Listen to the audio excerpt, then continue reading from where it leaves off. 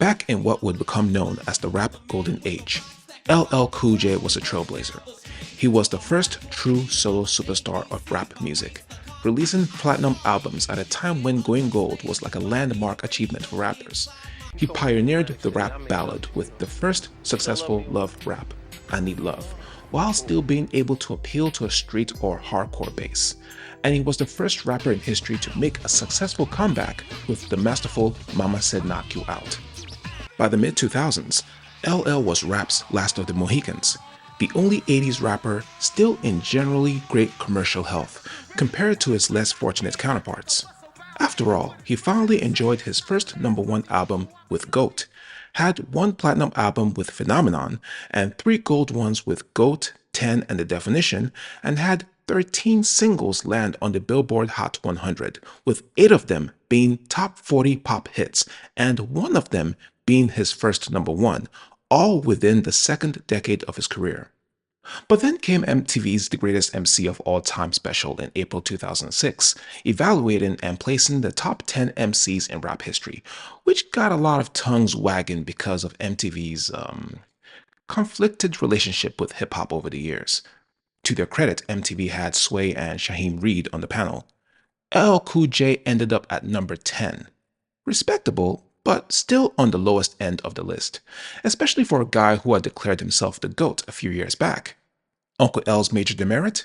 His ratio of good to whack records was tilting toward whack.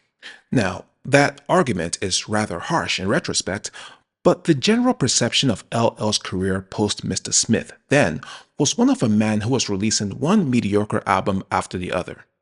The usually lauded albums in his catalog, Radio, Bigger and Deffer, Mama Said Knock You Out, and Mr. Smith, each received an asterisk to denote his best work. Coincidentally, TODD SMITH, which came out 2 weeks before the MTV special, was among those that didn't receive one.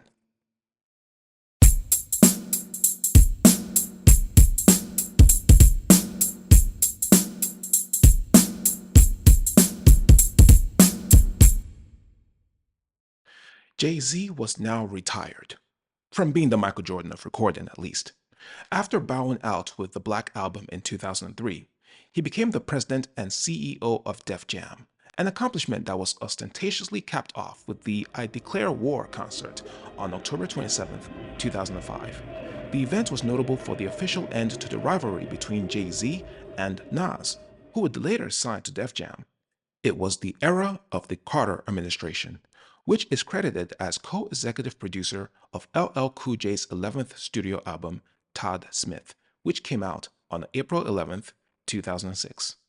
Poke and Tone and the Neptunes are back, this time accompanied by a phalanx of beatmakers that include Scott Storch, Jermaine Dupri, and Drummer Boy. And of the album's 13 tracks, LL only has one all to himself. It was the most bloated and star-studded album of LL's career up to that point, the equivalent of soldiers propping up an aging warrior king in his chariot. Although the ferociousness of the 80s and early 90s was long gone, that didn't stop LL Cool J from kicking off the festivities with the lazily titled It's LL and Santana. And no, Santana does not refer to Carlos Santana, but rather this Santana, Jules Santana, a member of the Dipset crew so skilled in the art of lyricism that he had managed to gain some measure of notoriety by rhyming the word friends 4 consecutive times in Chris Brown's debut single, Run It, the year before. Well, he's on board for a guest verse. LL constantly yelling, "You're witnessing history," is not exactly convincing, especially when he tosses out sloppy lines like, "hit your ladies with these languages," and Santana complimenting his lackadaisical bars by saying that this song is for my East Coast langers, my West Coast bangers. Thankfully, the song lasts only 3 minutes flat. The album segues into what had been clearly in LL's heart for this project: pop rap. Last time LL and Jennifer Lopez met, they managed to score a #1 hit with All I Have, which appeared on both their albums in 2002. And they're back together for the electro-funk-fused Africa Bambaataa sampling beats that Jermaine Dupri provides in Control Myself, which has LL jack the old-school flow he used for his 1988 hit, Going Back to Cali.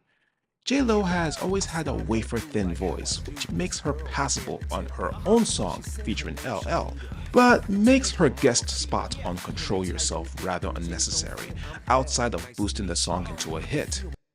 But overall, Control Myself is serviceable enough to score him a top 5 pop hit. Control Myself sets the tone for the rest of TODD SMITH, which finds LL Cool J feeling more comfortable with his moniker than ever before.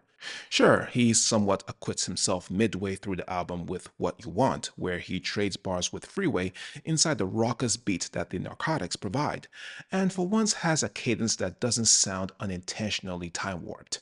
Otherwise, LL leaves the half-baked battle raps in the trash bin and primarily focuses on the ladies. The pick of the litter might be Down the Aisle. It's the wedding song that LL should have done at his mid-90s peak with the track, Poke and Tone, who lift the sunny breeze of Alexander O'Neal's If You Were Here Tonight, and have 112, now on Def Jam after their initial run with Bad Boy under P. Diddy, or rather, Diddy, sing the chorus. Apart from that song, though, it's rather slim pickings with TODD SMITH. The overabundance of guests was at least supposed to be enhancing. Life Jennings compensates for a drowsy beat and LL's tired lyrics by singing a soulful hook in Freeze. And there's this back and forth sugar daddy vibe between LL and then promising singer Tiara Marie in Preserve the Sexy. There's also Mary J. Blige in Favorite Flavor, Genuine on Ooh Wee, City High alum Ryan Toby on I've Changed, and Jamie Foxx on Best Dress. Speaking of Fox, thank God he and LL made up. But overall, the star guest list does not translate into anything extraordinary with the album's listening experience. Weren't session singers available? And while TODD SMITH is stuffed with more romance and sex material than any LL album before it, there shouldn't be a problem if the material is at least good. There's the standard appeal to leave an unworthy boyfriend with Best Dress, the begging for a second chance with I've Changed, the constant flirting with Control Myself and Favorite Flavor, the myriad promises in So Sick Remix, the previously mentioned wedding song with Down the Aisle, and the solo song Number One Fan, where LL attempts a sing-song flow for the first time in his career, complete with the occasional Spanish sentence. They're all okay, just not of Hey Lover or Doing It caliber. And it's hard to justify the inclusion of So Sick Remix, other than the fact that Neo was on the same label as Uncle L. It was a number one hit for the songwriter turned singer the year before, and now here it is as a remix, with Poke and Tone using Michael Jackson's Human Nature for the main melody, the drums from Gangstar's You Know My Steez to hippity hop it up, and two verses from LL shoehorned into the track. Compared to the original, the result is a stilted, syrupy, and soulless mess for Neo's now slightly off-tune singing and LL's cliched rapping. If the song had not been added as a bonus, at least the album would have had a nice send-off with the gospel-fused Mary Mary featuring We're Gonna Make It, where LL takes us to church. Figuratively, of course. If it wasn't obvious to the untrained ear or willfully oblivious that LL was past his years of innovation and determined to stay relevant in the music industry, TODD SMITH must have flipped that switch. At least its immediate predecessor, The Definition, had LL gambling with a club-oriented feel. Compared to that, TODD SMITH feels safe and formulaic, more so than any LL record in the 2000s.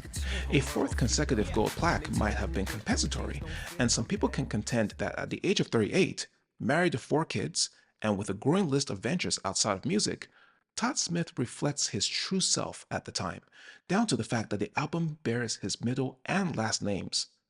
But many fans can't help but think that the streak of humdrum albums has tarnished LL's standing among the pantheon of all-time solo rap greats. Otherwise, who knows? LL Cool J might have been placed well above then Def Jam head honcho Jay-Z on that MTV list, rather than the other way around.